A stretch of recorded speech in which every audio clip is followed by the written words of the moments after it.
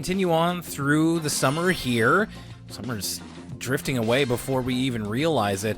And, Lucas, we find ourselves in another situation here on Elwood City Limits where we are endorsing the right, it was supporting and showing solidarity with another strike. This one also kind of ties into Arthur a little bit. This literally just started happening the day before we recorded this, but right now as we speak, and you may be hearing this a week early, a week later, depending on when you're listening to this, currently, as of August 22nd, there is a strike going on in Ontario, which is several provinces away from us here in Nova Scotia. TVO is on strike. TV Ontario, which is an Ontario public broadcaster, and they also are one of the stations that airs Arthur here in Canada. In fact, this whole season of Arthur that we've been doing, we've been watching the uploads on TVO Kids on YouTube. You stole my fire, Will. I was about to say I had this strike top of mind, and lo and behold, you sent me the episode to watch this week. And what is the channel that uploaded it? None other than TVO Kids. So, yes, solidarity to those folks striking for better wages over at TVO. True that. We have the ongoing SAG after strikes, and we've had a very strike-heavy year, which I think ultimately is a good thing because it's leading to, hopefully, workers being paid fairly. And just as a little bit of information here, so TVO workers, they walked off the job Monday the 21st. After months of bargaining, they are fighting for meaningful wage increases in order to combat the ongoing inflation here in Canada and North America, and to cease the use of temporary contracts for permanent work so they can be given more benefits for doing permanent work. So it all makes sense, and we just wanted to lend our solidarity to them as a property and people that are tangentially related to what we're doing here on Elwood City Limits, the episodic Arthur podcast.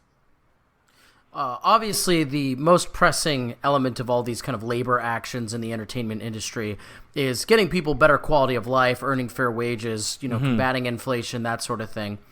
But there is a little bit of a side effect, which I'm just ready for there to be less stuff, Maybe read some books for once. Like, I was hearing all these reports of, like, oh my goodness, all these streaming channels and all of Hollywood and the entire entertainment industry is going to grind to a halt and customers aren't going to be happy when there's no new shows for, like, 6 months. And I'm like, you know what? That actually sounds kind of awesome. Read a book instead of a million shows and movies and things to keep up with.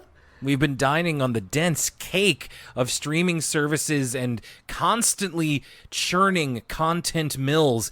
I think it's time to lighten it up a bit. Let's get some fluffiness in here. And yes, let's pursue other interests outside of what's going on our television screens. Now, obviously, that's up to us, but man, there's just so much coming out, and a lot of it can be really good, or at least really interesting and of the time. So that's a good way to look at it too. Of course, my name is Will Young. My co-host is Lucas Mancini. We are here to talk about Arthur once again.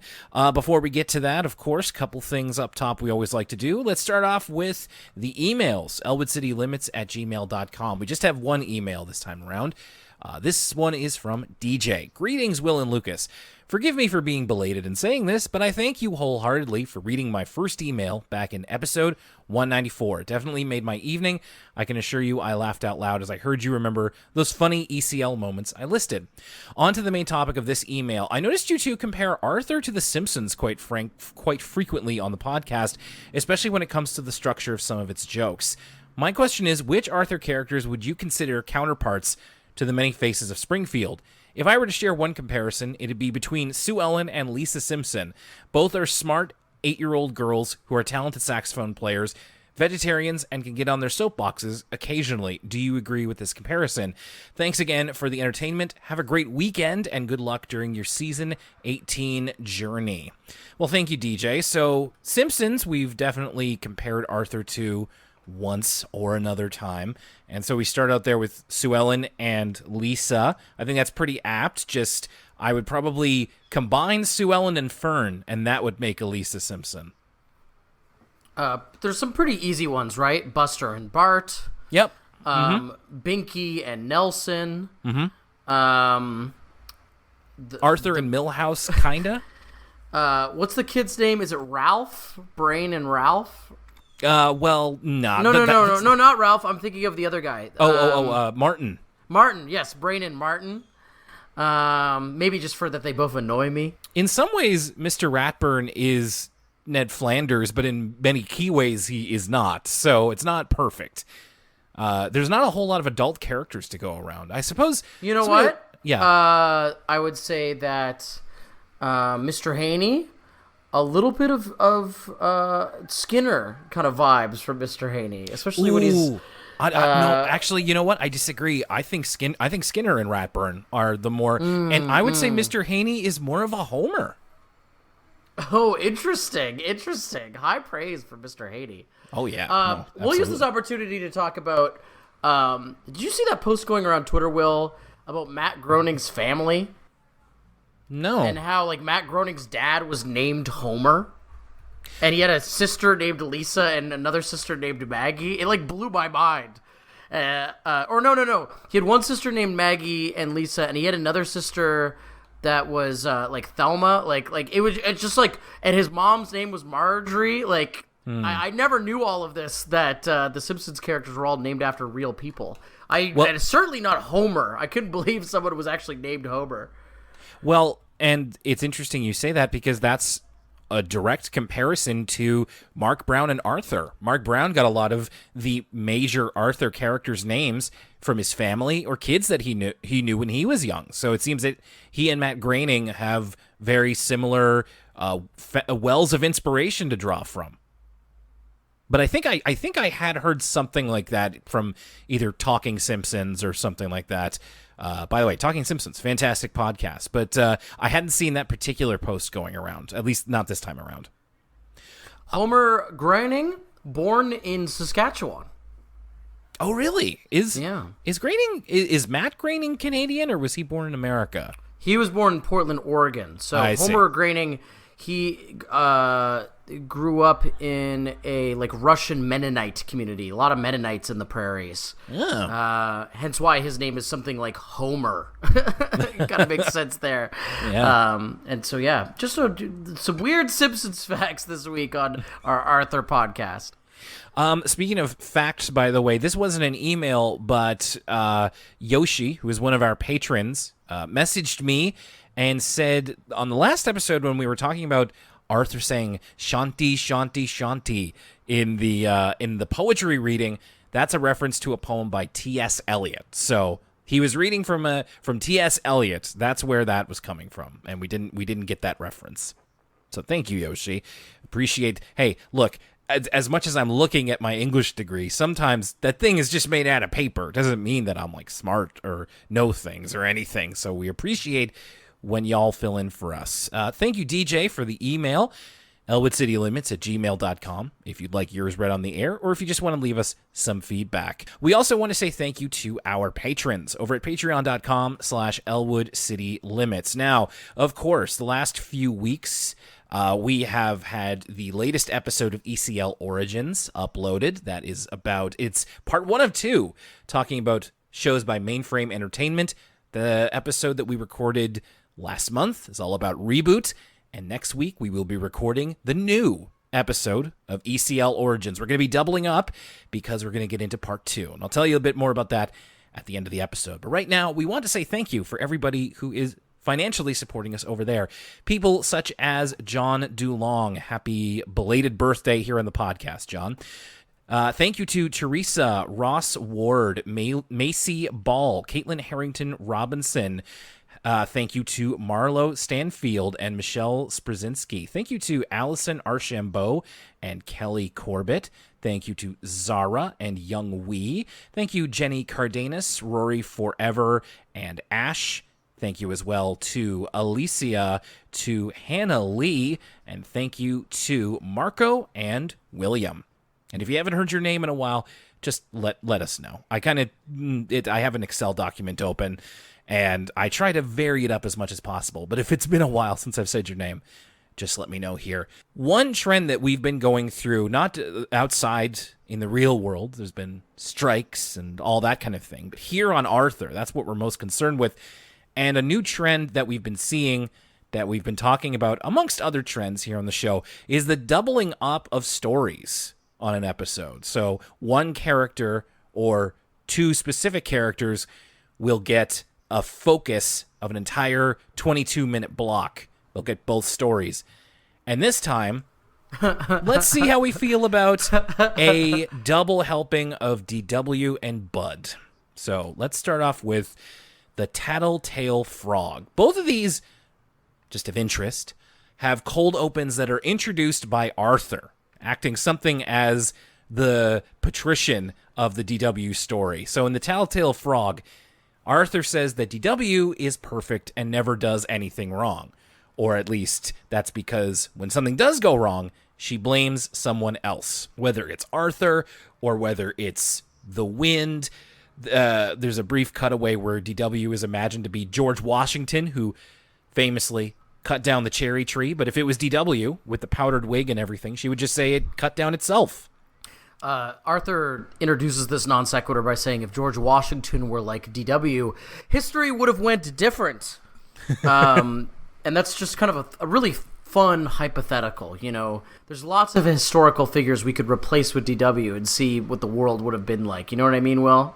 Well, so you are more versed on, let's say, American presidents than I am. What if DW were in George Washington's place? What would have changed? Now, listen, I don't want to, you know me, Will, and I would count you amongst this as well. We're both strong DW defenders. I know some people in the Discord, they like to rag on DW.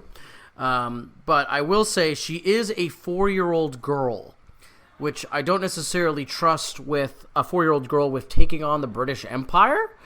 Nor do I trust them to, win a revolutionary war and then kind of run a brand new country. Mm-hmm. So I feel like if DW was, instead of George Washington, America probably wouldn't exist today, but that sounds kind of negative. Well, maybe it would end up just being Ponyland. Then that would be very positive. Could you imagine if it was just Ponyland of the South? My Ponyland 'tis of thee. Man, that would be something. And then who knows what we up here in Canada would be. DW doesn't take the blame for such things. However, she was only ever blamed for something once, which is the subject of this story. It's a lazy day at home for DW and Bud. Oh, it's sorry. that. Yeah, someone's driving by. They heard it was a Bud episode and they sped away. Anyway, continue. Maybe it was Bud himself. He's driving that motorcycle when he's of age. DW and Bud are very bored. This is something that we haven't gotten in a long time, but feels like it's very of the original Arthur episodes when a true problem is I'm bored. I'm sure kids get bored today. And sorry if I feel like we've talked about this before, but it's got to be harder to get bored today, right? Again, especially if you have unlimited iPad time. Mm-hmm. I don't think those iPad kids are getting bored. Maybe if they don't have access to their phone to also watch someone play Subway Surfers while they're playing Minecraft, they kind of get half bored because their attention's not being split in 3 different directions. Like, if mom says, sorry, you can't use my phone, your father's phone, and the iPad at the same time, so you can be watching Subway Surfers, Skibbity Toilets, and playing Minecraft, or watching toy unboxing videos all at the same time. Maybe then they get bored. But yeah, I feel like, unless you're the type of kid where it's like, okay, tech time's over, get outside, how are kids getting bored these days? There's got to be a way. There has to be a way. I will say this, though, Will. I feel like getting bored is kind of the luxury of a child. You know what I mean? Yeah, we might be putting ourselves into the situation a little too much in that me and you cannot imagine a universe where we're bored because there's never time to do all the things we want to do for leisure, whereas a kid has nothing but time. So maybe, we're victims of our age here. But yeah, I can imagine that, how could you be bored if you have an iPad? How could you be bored? You can just lay down on your bed and curl up in a ball and think about all the things you did wrong in your life. That'll pass 20 minutes. But kids, again, like you say, kids have the luxury of not even being able to think on that level yet, especially at DW and Bud's age. So they play a few board games. DW gets tired of Bud beating her at every game. And we go through some recognizable ones. They play a couple of rounds of no guessing. They try Tower of Cows. There's another one called This was Weasel Rally. This was a great little montage for the heads. Anytime Tower of Cows gets mentioned, us folks who've been watching Arthur for a minute now always appreciate it. I always thought Tower of Cows looked like the most fun out of all the fake board games. Like, Confuse the Goose was always so abstract, you don't really know what they're doing. Whereas Tower of Cows seems to just be Jenga, but with little plastic cows, which seems like a fun game. I think so. Confuse the Goose, which I'm sure we talked about many, many years ago at this point. It's a really good representation of one of those. I want to prescribe this to the 90s. I'm sure they're still making these types of games, but the one that has like the big, gigantic object that may or may not be electronic that you have to set up. Weasel Rally is a deep cut. I had to look this. I'm looking this up right now. It's in Arthur's Almost Boring Day when DW asks him if he wants to play Weasel Rally or Confuse the Goose. So this is what Weasel Rally actually looks like, and it's also got an electronic element to it. They also play Rock, Paper, Scissors. Bud wins each one. And then finally, DW invents a new game called Throw the Hat, which initially is just her throwing the hat. But Bud is... And we say the hat, Will. We got to clarify. Right. But we're talking about Bud's hat here. That's right. W essentially assaults Bud. She grabs his... Out of frustration with Bud winning all the games, she throws his hat. And then she's not really inventing a game. She's just like, I've got a game called Throw the Hat. She throws it. And then Bud, sweet, singular-minded Bud, who has barely a bad thing to say about anybody, just like, well, that looks like fun. I'm going to throw it farther. Like, takes her at face value. And he throws it even far. Like, he does this thing with, like, I think you do this with the boomerang in Ocarina of Time, where he, like, throws it out of the window and it kind of loops around to the other window. It's pretty impressive. But DW throws the hat and it ends up accidentally breaking a tchotchke that her dad owns. So she throws it into Mom and Dad's room, and it ends up breaking this singing frog. It's one of those singing animal statue things, sort of like the mounted fish.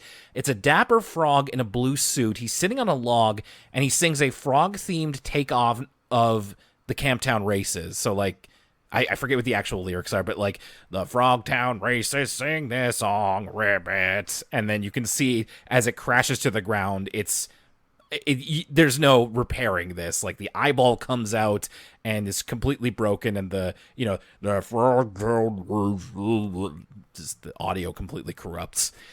So DW and Bud want to cover this up as much as possible, so they try and get rid of the evidence. This is, I should also mention, Dad Reed is out in the garage. He's preparing for a catering event, and initially got rid of DW and Bud by being like, why don't you guys play a game? But he is a factor in this episode. So DW tries to get Bud's hat back because it is now in the place of where the frog was on the shelf. So they have a couple of methods here. Throwing objects onto the shelf where it's stuck. They try using a golf club, and as they're doing this, they're creating even more of a mess. And they try using a fan as well, like a plug-in fan. We do get to see a little bit of detail around Mom and Dad's room that we don't normally see. So, for example, of the items on the shelf, we see that Dad Reed has an accordion. Not the big, full piano key accordion, but one of those, like, one of those almost stereotypical ones you see in, like, Pinocchio or something, the little handheld ones, or that you would see like a monkey wear. Yeah, okay. There, finally, Will, you put it into terms I understand. And they also have a collection of cacti, Mom and Dad Reed, on their windowsill. They have like several of these, so that's what they like to do in their spare time. They're creating all of this mess. There is a funny part where they need to go downstairs to prop open a door.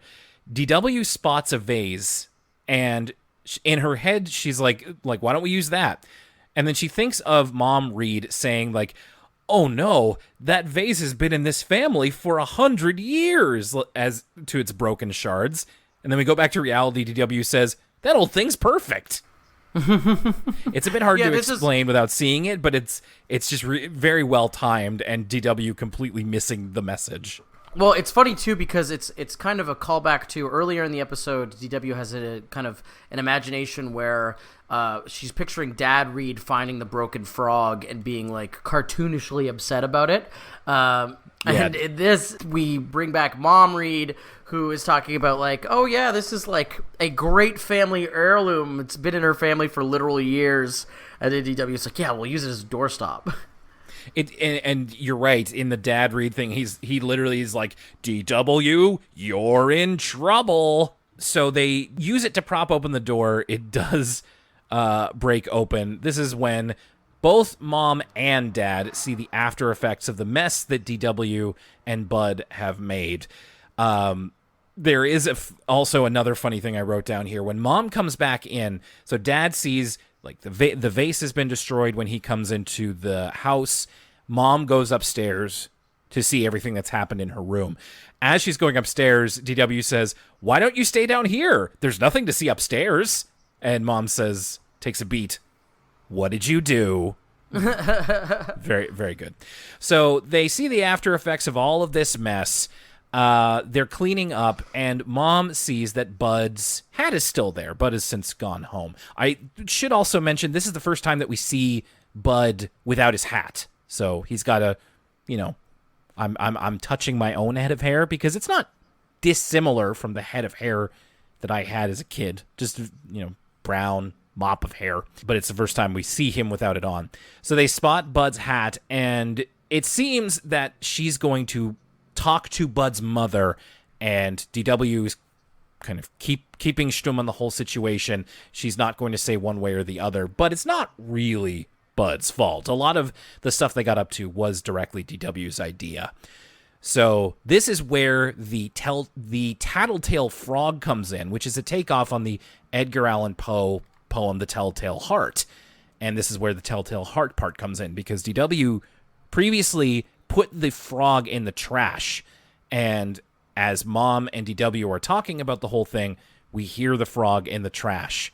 And in the Telltale Heart, it's a man murders a man and puts him beneath the floorboards, but as the police investigate, the man, the murderer, feels that he can hear the beating of the other man's heart, and that's what drives his guilt to eventually confess to the police. And this also, the very corrupted audio of the frog in the garbage gets to DW. It makes her very, very guilty. There is a line where Mom hears it first and she says, what was that? DW says, I didn't hear a frog or anything like that. And then that's the main source of comedy from this episode is DW just being so bad at lying. Is kind of the running humorous through line. And speaking of The Simpsons, that very much reminds me of, no, not my mouth, is what the kid would say. So DW is so overcome with guilt as Mom is looking around the garbage. She's about to discover it. She's also on the phone with Bud's mother to have a talk about Bud. And DW breaks down crying. She starts crying hysterically, and it's fairly realistic to start out with because it's at the apex of this stress, that the guilt that she has over breaking the frog and then going to blame it on Bud, and just the panic and stress all come together, and they burst out in a very childlike way, which is that she starts crying. And initially, she, Mom immediately goes to her and asks what's wrong. She can't even put it into words. In fact, they're kind of nonsense words. She's just like, I don't forget the porcupine party. And then eventually she's able to get it out where she says she was the one who broke the frog, not Bud. So she takes the blame for it and seemingly saves Bud from any trouble.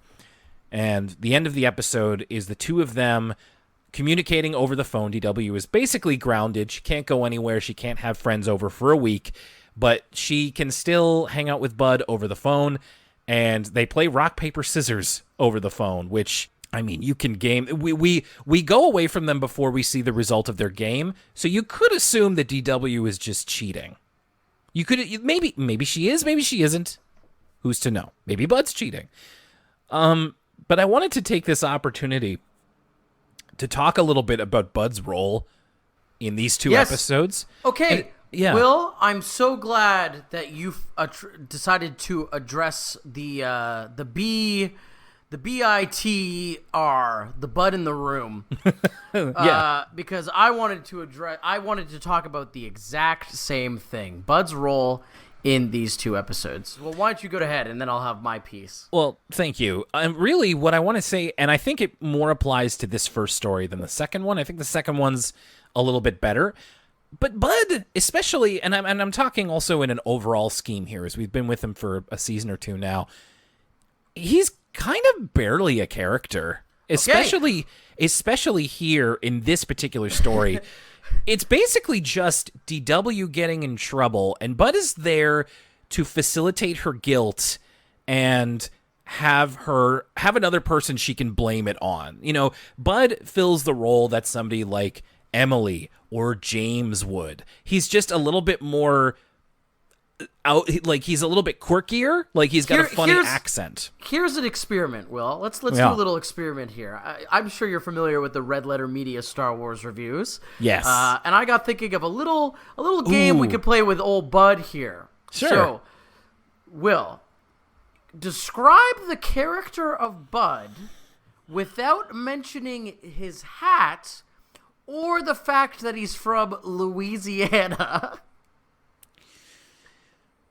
Bud is nice. He's positive. He's likes to play. This is great. I'm so glad you remembered this. Yeah. Yeah.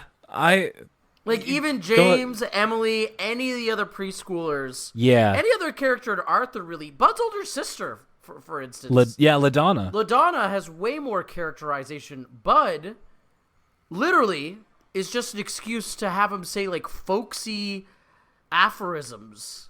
Yeah, he's just kind of a list of characteristics. He's not a character at this point. Well, he barely even has characteristics. He's a guy from Louisiana who says things like, I feel like I could fall into a barrel of skunks and come up smelling like a rose. But besides that, like we've barely even seen Bud exhibit any sort of emotion that isn't just unbridled positivity. Yeah. He's kind of a waste of space. a little bit, and it's just like, it feels like, especially in this story, he was put in there to serve a need that wasn't actually a need.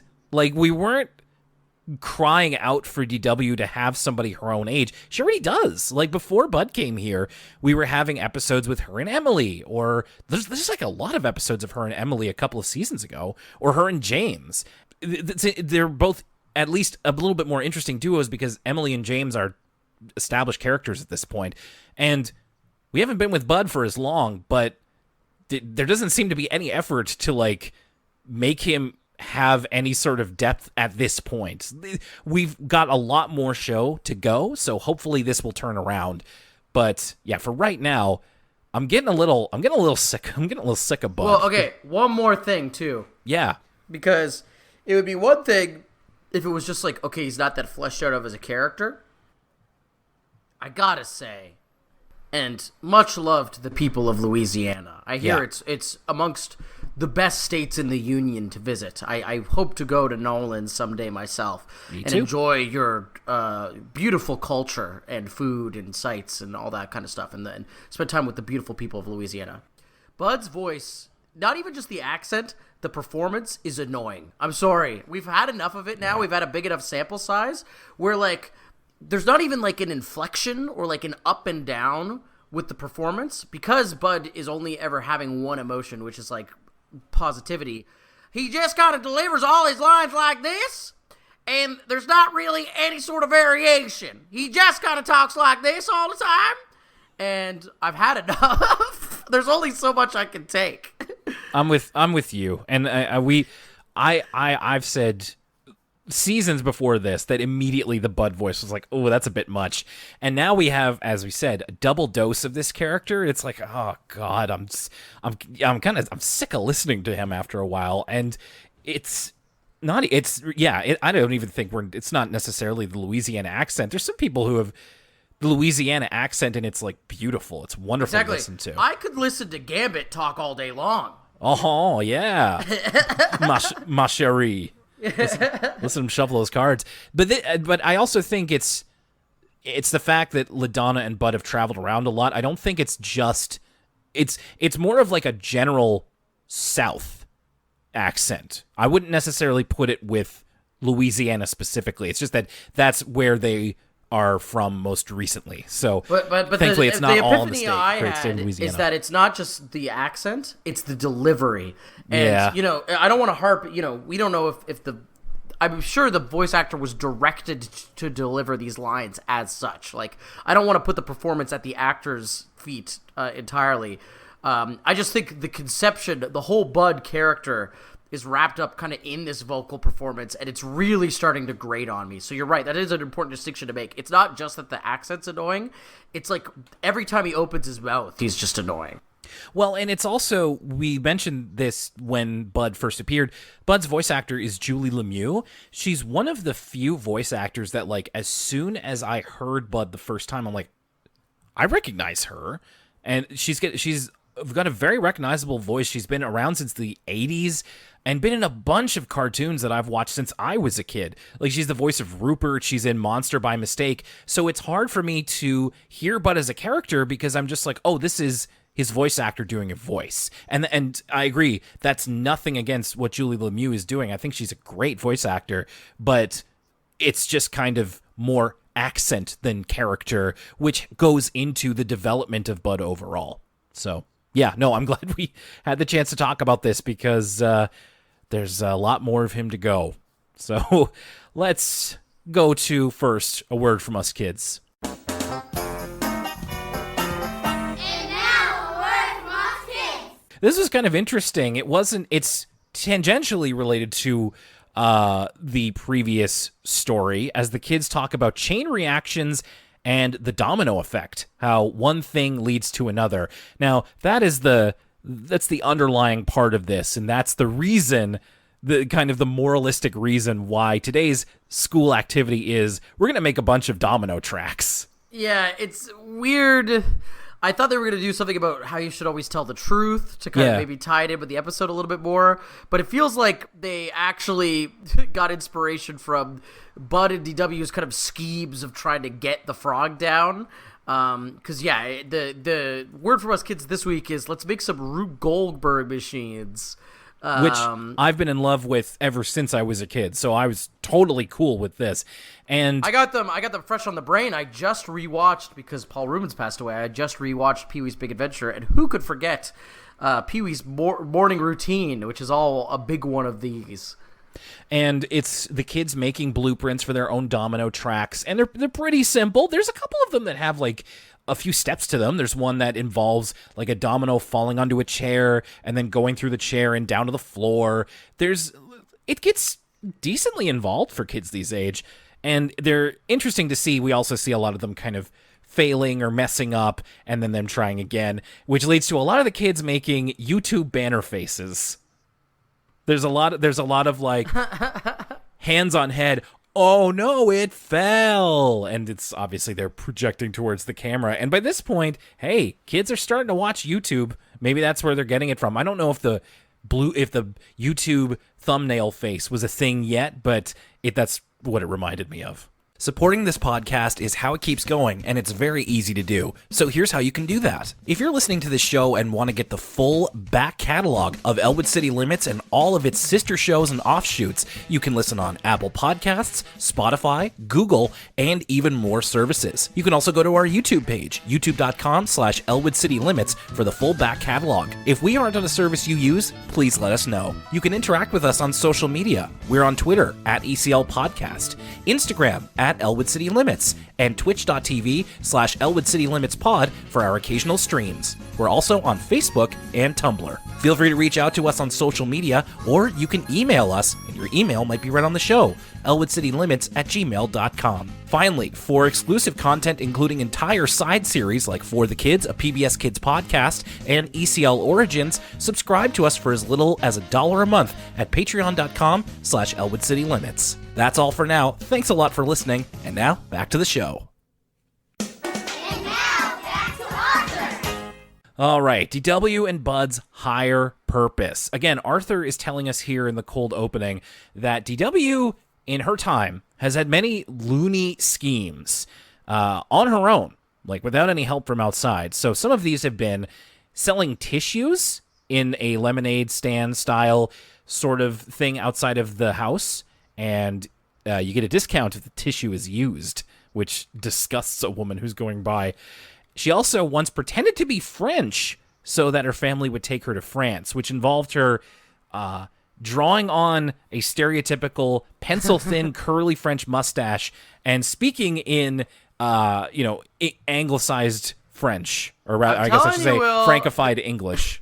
This is not helping the working theory I established last week, that the Arthur writers seem to have a little bit of an anti-French bias that's growing, or at least that's some pretty harsh language. I would put it that it seems to be the French are becoming their favorite go-to kind of punching bag in a way to like make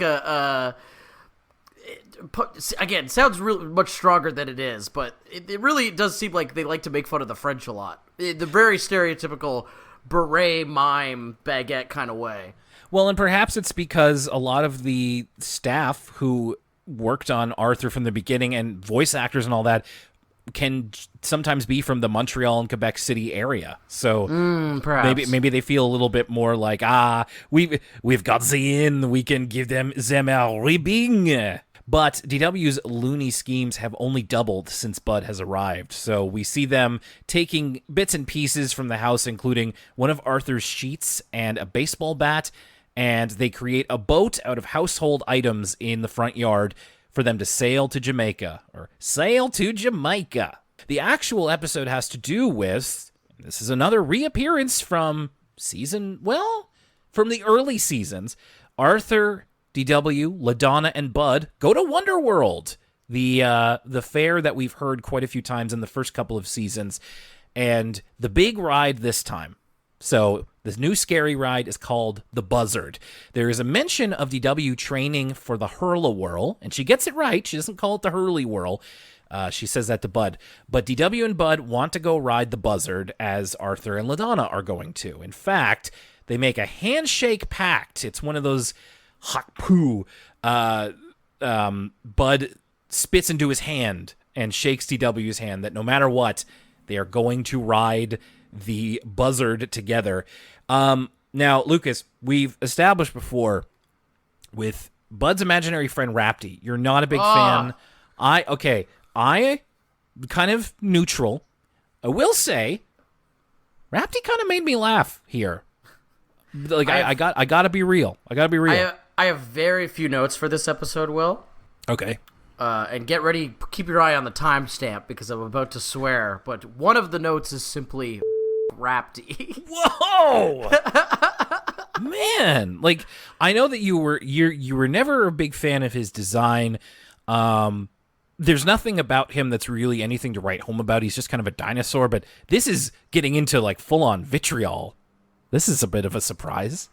I just like when the imaginary friends, what's so great about them is that they could be literally anything. Yes. And we just watched an episode where they just in rapid succession had 5 great creative imaginary friends. And the fact that I know now that Rapti is going to keep showing up and he is just kind of like a lesser Reptar, both in design and in name, and it just seems like a huge missed opportunity. Well, what I liked is the couple of lines that Rapti got here, and Bud has brought him along. He is his stuffed dinosaur that, when Bud imagines it, can turn into a real green T-Rex type of dinosaur with a friendly face. When he does the pact and shakes hands, and he looks to Rapti of like, Can I get a witness? He turns into a real dinosaur. Duly noted, and then goes back to being a toy dinosaur. I laughed. I thought that was funny. That was kind of funny. You're right. But that could have been anything. That's true.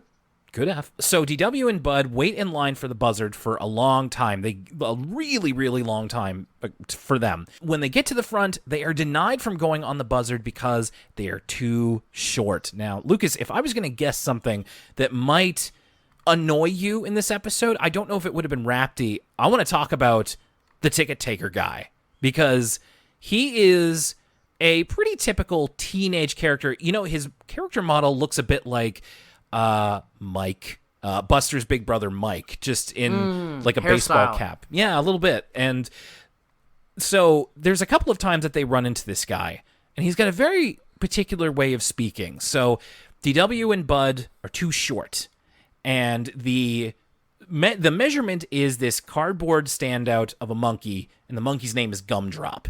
The monkey's name is Bongo. I'm getting confused because I'm looking at the line from this ticket taker guy, to which he says, "Bongo doesn't lie, Gumdrop. Now grow an inch or scram." And I was like, well, that's a strange way to say any sentence close to that. So giving him a little bit of character, I suppose, this one-off character.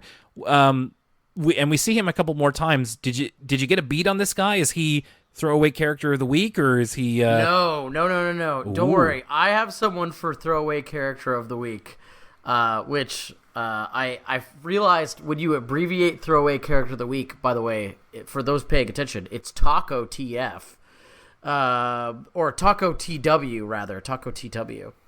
But no, TACOTW this week is not this kind of bratty teen who has questionable fashion, I may add. He's wearing like a turtleneck under a V-neck sweater under a vest. Kind of a weird look. I'll have to take your word for it. I'm not the fashion conscious one of us two. I was just like, yeah, that's a normal thing for a teenager to wear, or maybe college aged. So this, of course, is very frustrating for DW and Bud. We do see Emily, speaking of her from the previous story. Emily asks if they want to go on bumpy boots, which is bumper cars, but with cars that are shaped like different types of shoes. Bud says that bumpy boots is for babies, and we cut into bumpy boots. Mr. Haney is in a shoe, and he's having a delightful time. It says, "This is wonderful."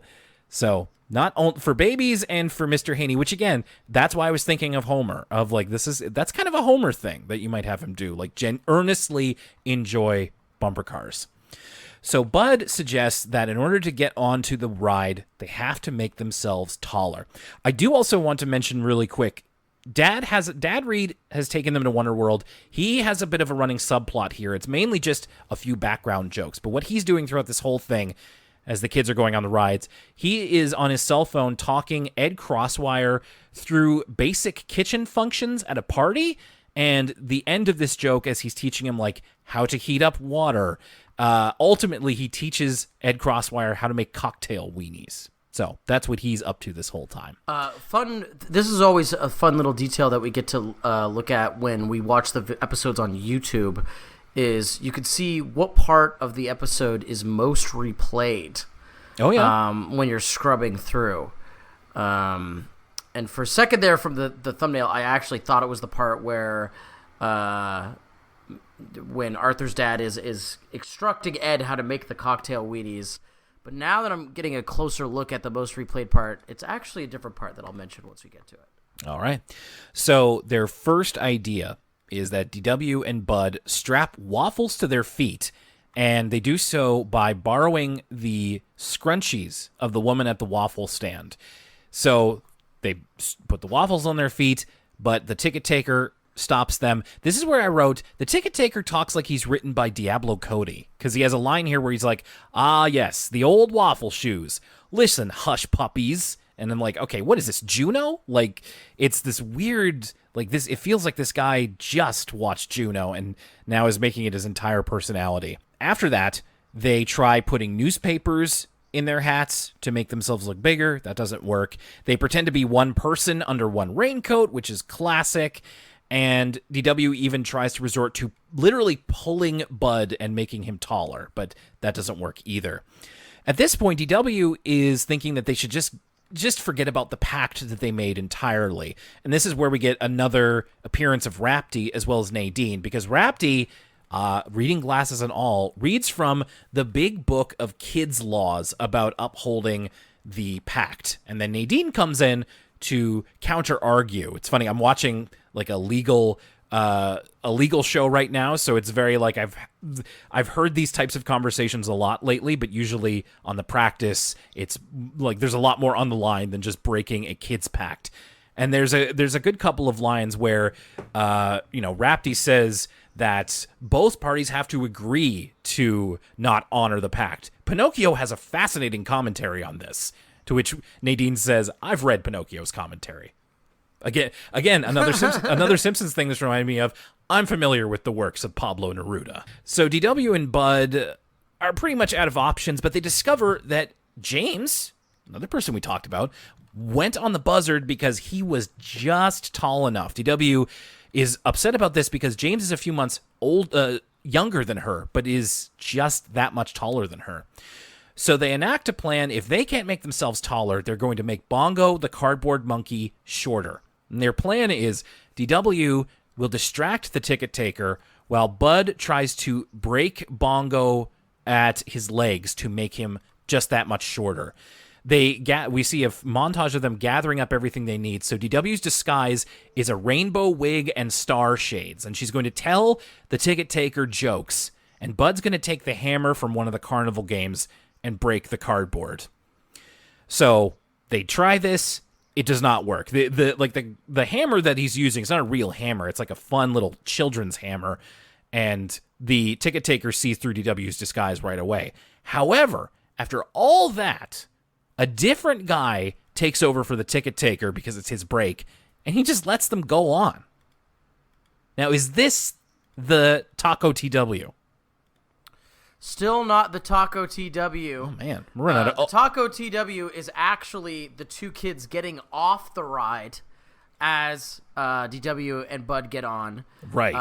One girl goes, "Someone take my barf bags." Still not the TACOTW. The TACOTW is the kid with the googly eyes. I know who you're talking about. That is by and large the throwaway character of the week, and probably the highlight of this second episode. You know what? I'm glad you brought that up. There's not really a great way to describe this. You would just have to see it. Yeah, as you said, DW and Bud finally get to go on the ride, but they get there and they start to get nervous. Earlier when they encounter James, he's really dizzy. He has to catch himself. And as you said, there are people getting off of the buzzard and their eyes are spinning comically and they're staggering around. And yeah, there is that one kid, we get the close up on his face and he's literally, the eyes are spinning. He doesn't know where he's going. And it is pretty funny. I also want to point out here that when that woman is like, "Oh, my barf bags," it's the old barf bags from the Wonderworld episode. Which, oh my goodness, how long ago was that? Was that like episode 4? That's it's really early episode. It's way back there. I'm really pleased that they went back to get that design. It's very memorable. It sticks around in my memory, to which I was like, "Oh, those are the old barf bags." So they're still using those. And DW and Bud decide then to break their pact. It's just a bit too scary. They don't want to do this after all, and they are glad that they did, and they have a much better time going on bumpy boots instead, which is a little bit more their speed right now. So the DW and Bud D-double shot is we managed to make our way through it, and we certainly had our opinions about characters in there and what have you. Let's talk about the episodes as a whole. Lucas, let's start with the Tattletale Frog. How did this one strike you? Well, I would say that it's hard to not compare these two episodes because they're the same pairing, right? It's both DW and Bud episodes. And I think I was a little bit more engaged with the Tattletale Frog, rather, just because there's some funnier DW moments. Bud's kind of really in the background. He's sort of, like you said, the fall guy for DW, and doesn't really have much agency in the plot whatsoever. It's more of a DW story. Still not my favorite episode or anything. Just the one I prefer of the two. It's fun to watch kind of DW do this cover up and just how bad of a liar she is, and almost all of her plans are kind of foiled in spectacular fashion. And okay moral about, hey, just come clean. You're going to feel better if you come clean instead of kind of layering lies on top of one another. But not a great episode by any means. What did you think, Will? Yeah, kind of in the same way. It's like it's fine, and really the most notable thing for us as we were talking about is that this doesn't need to be DW and Bud, and you begin to realize, especially the more that Bud's here, he is the new character to put with DW. Like, I'll be surprised if we see a DW episode that is just her and Emily, or just her and James, or maybe even just her and the Tibble twins. Like, I can't imagine now that they would have a DW episode without Bud, which is, I'm not crazy about it, because I'm not crazy about Bud. And so my feeling coming out of this is a little bit more negative, but I think it's because of what we spoke about with Bud and how he's just kind of not really a character. This is fine morally. I think it's an interesting idea to adapt the Telltale Heart for a much more lower stakes DW plot. So that's kind of neat. And there's, in both of these, there's some good lines. So yeah, like decent. But then it also got me thinking about, like, why is Bud here? Now I feel it makes more sense with the second part here, which is DW and Bud's higher purpose. I almost just wish that they had split these up into different episodes, just so it wasn't the both of them back to back. But this one at least is like, we're just having a little bit more fun. We're doing something zany, and Bud is much more of a cartoonish character because there's just not as much depth to him. So when we're doing like silly stuff, like trying to get on a roller coaster, I'm a little bit more willing to let it slide. It's just that when, like, we require Bud to have any sort of, I hesitate to use the word nuance, but at least DW has like identifiable characteristics. Like when we need Bud to do the same, he can't hold that weight up yet. So when he needs to be a cartoon character, it's a little bit easier to swallow.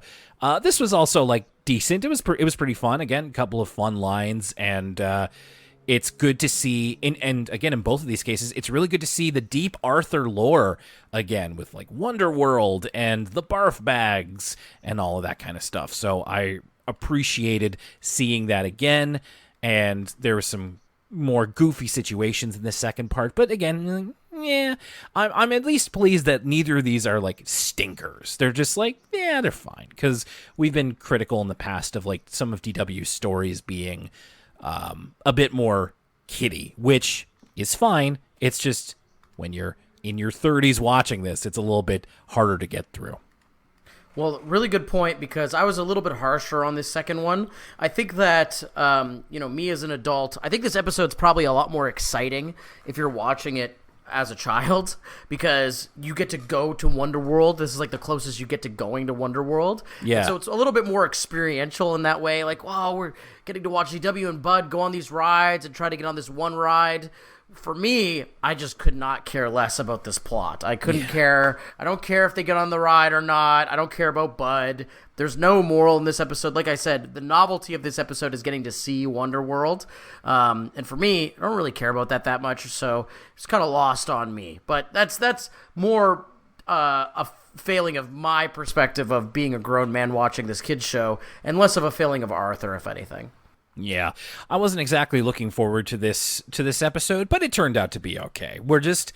We want more from Bud. We would like to see more, and not like more of his presence. Like, we want to see a bit of a depth, any sort of characteristic, maybe like a negative characteristic. Like, I suppose you could say annoying, but I don't think that that's like supposed to be in universe. Like, he's the annoying kid. I think we just find him annoying. So hopefully, but there's a lot more episodes to go, so we'll have to wait and see. Thanks a lot for joining us for this episode of Elwood City Limits. We really appreciate you listening in. A couple things here. By the way, didn't note this at the top here, but very important. If you want to support us, we are nominated for the Coast's Best of Halifax Awards. If you go to vote.thecoast.ca, you can vote for us in the Arts and Entertainment category under Best Podcast. And please do. You will likely need to sign up if you don't have an account on the Coast's website, which means you will also likely need a postal code that is to our local region. Now, however you get that postal code is up to you. I believe in you, but please, we would really appreciate the vote. We would really like to be able to win something this year while we still have the opportunity. So vote.thecoast.ca. If you haven't already, the voting will end in early September. So sooner rather than later, please and thank you. And our schedule continues here. Next time, we are going to be, well, first of all, patrons, you're going to have your next episode of ECL Origins as we complete the two-parter of Mainframe Entertainment. We're talking about, is it Beast Wars or is it Beasties? We're going to find out exactly what all that means. We're going to be talking about the history of Beast Warsies or Beasties Wars on ECL Origins, a show that we both loved when we were kids, and I imagine still have a great affinity for now. We're going to talk about it all, and we're really excited to do that. That's coming your way, so that'll be here. If you're listening to this on Patreon, that'll be here for you next week as we head into September. If you're listening on the free feed, you will be getting a free preview of that the week after you listen to this. And then we'll be back to Elwood City Limits. Our next episode of Arthur is going to be Best Wishes and The Tardy Tumbler as we move on through Season 18. And I imagine by this point, we're getting into back-to-school season. Lucas, I didn't know this, but, like, kids in America go back to school at the end of August? Yes, I did know this because I'm going to be in America that's very right. soon, and I've had to email guidance counselors and stuff because of my job. Yeah, short school. I think that's because they end their school year in, like, April. Oh, I see. Wow, that's even earlier than I realized. Well, it's not what I'm used to, but if you're getting ready to go back to school, no matter where you are, we wish you the best, and we'll be with you into that transition as we move into September here on Elwood City Limits. Thank you again very much for listening and for supporting us. My name is Will Young, and for Lucas Mancini, A pact is a solemn vow which must not be broken. we'll see you next time.